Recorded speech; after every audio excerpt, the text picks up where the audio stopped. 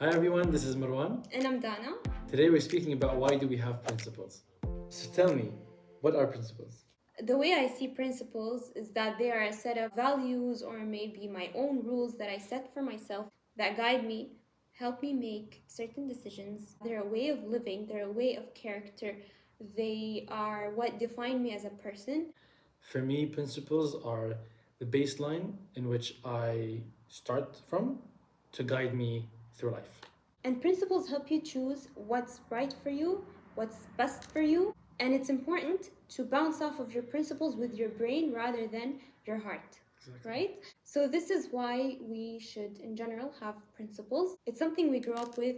They can change over time, but too much changing of principles can affect your personality and the way you take decisions, and you might be a bit lost. So, you have to be firm with them, you have to believe in them. You can't just follow blindly whatever principles you grew up with or that certain friends or family members had, and you might not necessarily believe in them. So you have to reevaluate yourself and your principles and always sit with yourself, because that's how you're going to believe in them and that's how you're going to commit to them. Something you mentioned about growing up with them. Not everything that you grow up with learning or applying in life is necessarily good for you or necessarily going to work with you. Meaning that principles do change over time depending on what circumstances you're going through, depending on what you've been through in life, where you are, what age, what social situation you're in. That's why you might find yourself growing into certain principles, and some principles are definitely subjective. You can't say what's right or wrong because it depends on a family, where they're from, what's their religion, and so on. But at the same time, some principles are standard and should be implemented. For example, hygiene, Respect. respect, the way you treat others, the way you treat the elderly. So inside the household, when the children grow up in a house where they have to respect the elderly, no one disrespects each other, no one yells, the house has to stay clean, I don't litter around the house, I take care of my personal hygiene. These certain things are definitely a must, and the rest could be subjective, again, as we mentioned. It's important because everything you're applying inside will be applied outside, supposedly. So if you're respectful to your elderly, which are your parents or elder brothers or sisters, you can do the same in the workspace or office or in a restaurant or in the street. So it's important to have good principles that you can apply or you should apply inside and outside. But that's why principles have to be standardized. You cannot pick and choose. Inside the house, I apply this because I just don't want to get in trouble. Yeah. And when I go, I rebel and, 'Cause no one I can litter hear. in the street, no one's watching me, and that's the other point. How do you act when no one's around? Exactly, that's character. That's how you know what principles you have. Because if it's something that I can do here but not do there, it's a bit hypocritical. You can't say I'm someone who doesn't litter, but then when no one's watching outside in the office, when everyone left and you're alone, you'll throw it because someone else is going to pick it up in the morning. That's why principles should not depend on people. It's not about when people are watching, when people see you, or what my family thinks of me. It's maintaining certain principles, and then that character shows regardless. Yes, which builds discipline in someone's character because I will not do this no matter what. This is my principle. I abide by it, I live by it, and I will not let go of it or violate it because of 1, 2, 3. And that's why you shouldn't turn a certain age like, oh, I'm 25 now, let me decide a set of principles. It's even better to have them when you're a teenager, and then as you grow, you keep adding to them with life experience, and that will shape you as a character. It's not necessarily that I have to be mature or a certain age to have certain principles. How can you be true to yourself and believe in those principles? It's about having a relationship between you and yourself, reflecting, sitting with yourself, asking yourself why you behave in certain ways. Yeah. That's why you have to reevaluate yourself. You have to know what principles you have. You ask yourself, do I really believe in them? Am I always committing to them? Maybe I have certain principles, but I'm too weak, intrinsically, that I cannot always abide by them. Yes, and that may be triggered by peer pressure sometimes. If I don't smoke because that's my principle, I don't believe in it, and I think it's unhealthy and it's toxic to my body, etc. But then everyone around me is smoking, and they tell me, "Come on, man, you won't do anything, just one cigarette, whatever." And okay, fine, I don't believe in it, but I'll do it just You so I want to can be liked. or feel validated. Exactly. But that's how you can tell what your principles are, I guess. If you don't know how to tell, or if you don't know what they are, just think of times where you felt uncomfortable or you're doing something that you don't want to do. No. And that's when you can identify them. And it can be as far as when you were 3 years old or 4 years old when you saw something that didn't feel right with you, gut feeling. That's a principle you may have been taught or brought up into, or something that you've made for yourself. Some things you can identify or you can create for yourself with life experience, I guess. The minute you start saying no because it's something you don't believe in or something you don't want to do, people will respect you and they will notice that that person actually has principles. But especially like with teenagers or young adults, when they see that someone doesn't have any principles, that person is the one who might be more picked on. Principles that can guide our decision making. Let's say I've received 2 job offers. One of them is from a huge company. It's gonna really boost my CV and the pay is amazing. But I know that the work environment is toxic. The people are toxic. There are certain things that are uncomfortable. Cheating and lying, maybe. Anything. Versus a smaller company, the pay is kind of okay. But I know for a fact, maybe I heard from people or I spoke to people who work there and they tell me the work environment is amazing, everyone is honest, you will be promoted for your merit. It's not about Your connections. My principles go after learning. I'm not just after the money. I know that I'm turning down a huge offer, and this is not easy, but I know that for my mental state and my well being and my principles, the second option is going to be better. And I know eventually I'm after success, I'm not just after money or a name. And in the end, you will reap what you sow because you're after the right thing that you believe in. It can be different from one person to another. Maybe someone's principle is that I want money. Money is important for me, it's my safety, it's whatever. So they'll take the other job offer and then he'll be happy. Yeah, he doesn't care about work environment. I won't get affected by it. I'm only here for 2 years. I have a certain goal and I'm out. People are cheating and lying, but I won't cheat and lie. That's the trade-off for me. So if I want to personify principles, it's to me as if a minister going to his advisor and saying, I have a difficult decision to make and I'm faced with 2 options or 2 ways to go about it. And the first is going to benefit me in this, but not really this. And then the second option is going to help me with this and not that. But it's going to make the decision for me because it's what I'm going to fall back onto. And then I'll say, no, you know what?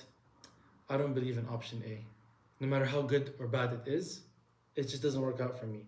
And this is the principle. Let's go back to the minister situation. It's the principle of the country not to do A. So I will have to go to B.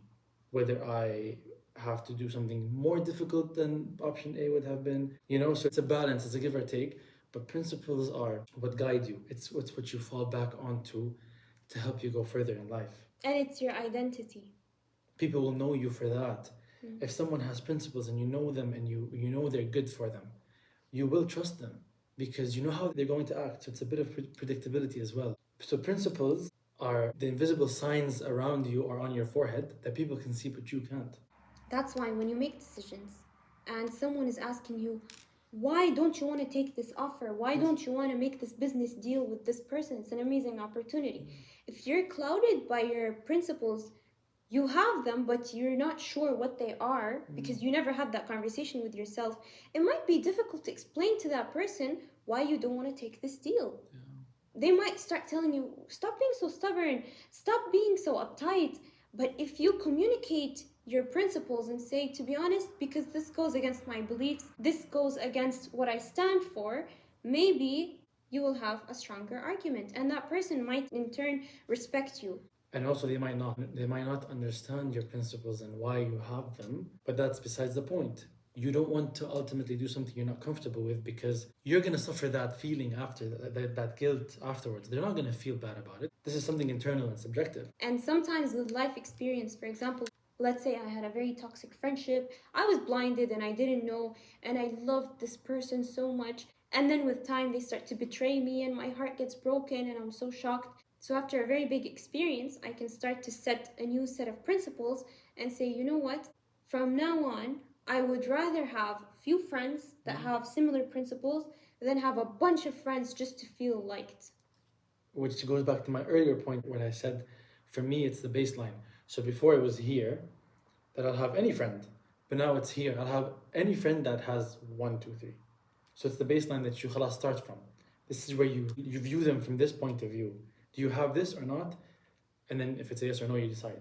Yeah, and sometimes when you're looking for your significant other, and this is where it becomes very tricky because you might fall in love throughout the process and you're clouded by your judgment.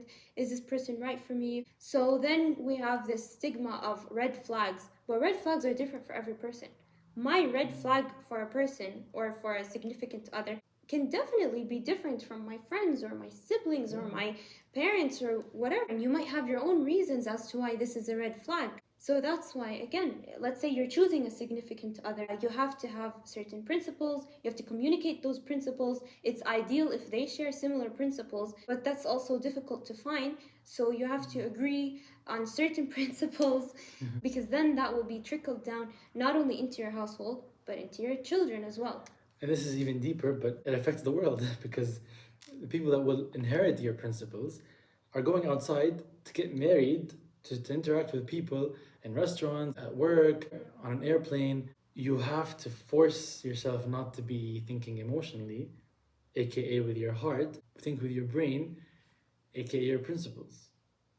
So I think emotions, heart, principles, brain.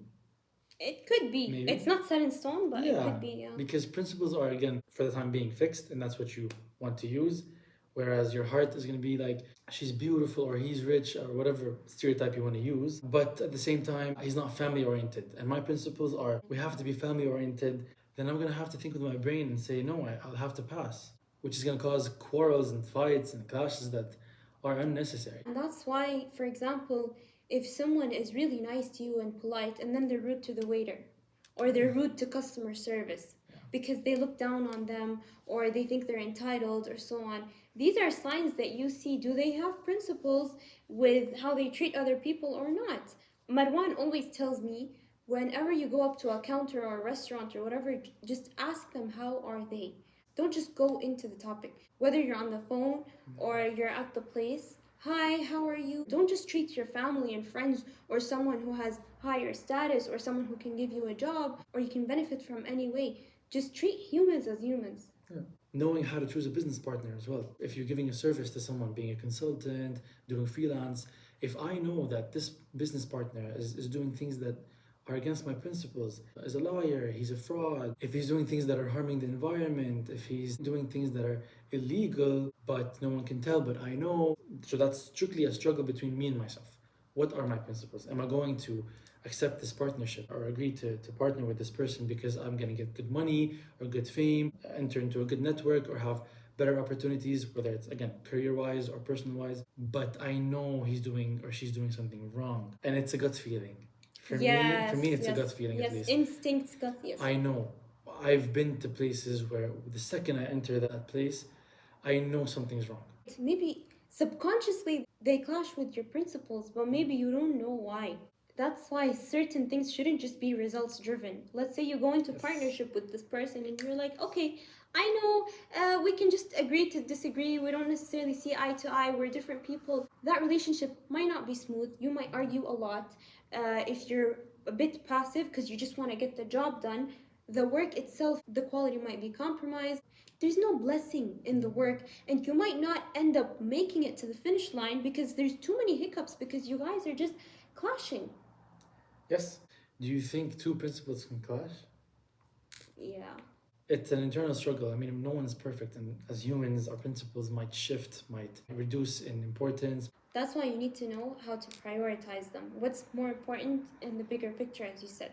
Which is also going back to something that we said earlier on, is that you have to know what principles you have. Set them out.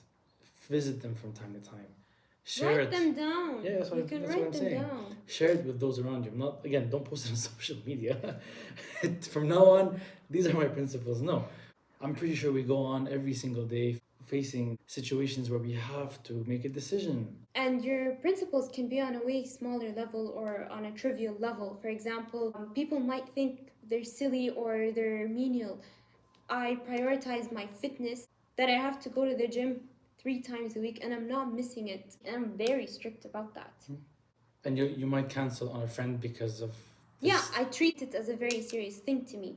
And us girls, for example, for me, self-care is very important. I really make sure I take care of myself. For example, my skincare, my nails, whatever it is, because I know on a deeper level, the reason why I really take that seriously is because I want to take care of myself first so I can take care of others and I can be the best version of myself.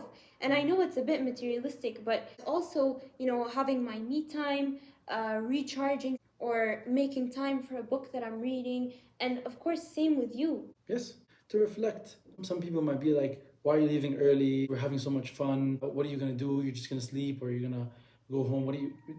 Khalas, this is my time. I have a principle that you won't understand. Doesn't mean it's wrong. That's what people need to understand. That sometimes when I decide to do something, it's because of something that I have decided with myself. I made an agreement with myself that I will live this way. And if it doesn't match your principles, doesn't mean you're right and I'm wrong, or I'm doing something that you don't approve of. Don't expect people to understand every time and to approve of it every time. And that's why in certain situations it's more difficult to do. For example, when I want to leave the office at a certain time because, it's my friend's birthday and I gave her my word that I'm not going to miss your birthday. And then someone comes up to me and tells me work is more important than this. You can spare an extra hour or two. But I know, obviously, making sure that I didn't compromise the quality. I'm going to show up. You can do it afterwards. Yeah, I'm going to show up early tomorrow or whatever. No, this is when you need to stand your ground. Make sure you're not being cornered or taken advantage of. Because I've been through so many situations where I have been pressured and I have been told and I've had certain opinions imposed on me, but I didn't get convinced because I know my principles. And I'm not going to change my principle in 1 second because you managed to convince me. It's going to take a lot of convincing for you to make me change my principles. This is something I really take seriously. You just explain discipline. Yeah. That's discipline. Because you have those principles. If you didn't have the principle of keeping a promise, the second he said, your boss or your colleague asked you to do something which will make you break your promise, it's done. And it makes you a reliable person. Yes. And sometimes the hard truth is if some people are going to keep on clashing with your principles and trying to convince you otherwise, know when to quit, know when to walk away, know when to leave a toxic work environment, know when to leave a toxic friendship.